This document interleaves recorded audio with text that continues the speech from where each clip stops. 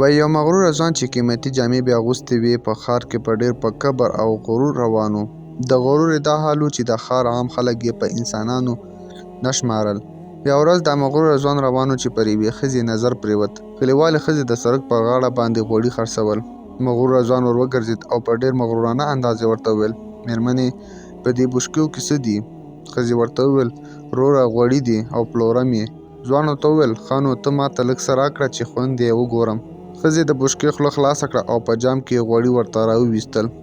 د ښځې پام نه و چې د ځوان پر جامو یې غوړي ور وڅڅول. ځوان په قهر شو او ښځې ته یې په لوړ آواز وویل: تا خو زما قیمتي جامې را خرابې کړې. ته به ضرور زما د جامو تاوان راکوې. زه دې یو قدم هم نه پرېږدم. ما ته به یې پوره 1000 درهمه راکوې. ښځه وارخطا شوه او په وېرېدلې لهجه یې وویل: وبخښه وروره، ما خو قصداً ستا جامې نه دي خرابې کړي، او بل زه غریبه ښځه یم. 1000 درهم ما په خوب کې هم نه دي لیدلي. ځوان ورته وویل: زما له دې سره هېڅ کار نشته چې ته پیسې لرې او که نه، خو زما جامې دي را خرابې کړي. زه د خپلو جامو تاوان غواړم. ښځې ورته عذر زارۍ وکړې، خو ځوان نور هم غوسه شو او ښځې ته یې وویل: زه 1000 درهم غواړم، نور هېڅ نه اورم، که نه نو له دې ځایه ګام هم نشي اخیستی. یو لاروی ځوان چې د دوی دغه خبرې واورېدې، جیب ته یې لاس کړ. 1000 درهم یې د مغروره ځوان په لاس کې ور کېښود او زیاته کړه: واخله، ستا د جامو قیمت زه درکوم، دغه بېوزله ښځه پرېږده. ځوان پیسې واخیستې او روان شو. لاروي ور غږ کړ: چېرته روان شوې؟ ځوان وویل: ما ته د جامو قیمت میلاو شو، نور ځم خپل کار پسې.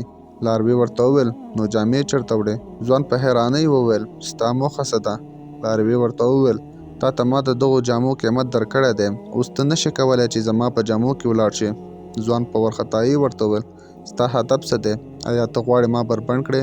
آیا ته غواړې ما وشرموې؟ لاروي ورته وویل: له دې سره زما کار نشته چې ته بربنډېږې او که نه. ما ته مې خپلې پیرل شوي جامې را وباسه او یا یې قیمت راکړه. مغروره ځوان چې کرار کرار یې عقل سر ته راغلو، نو په پریشانۍ مسکی وویل: ښه پروا نه کوي، دا د خپل قیمت دی، بیرته واخله او ما پرېږده چې لاړ شم. لاروي ورته وویل: نه، ما ته به زما د غوښتنې سره سم قیمت راکوې. ځوان وویل: څومره قیمت غواړې؟ لاروي وویل: 2000 درهم.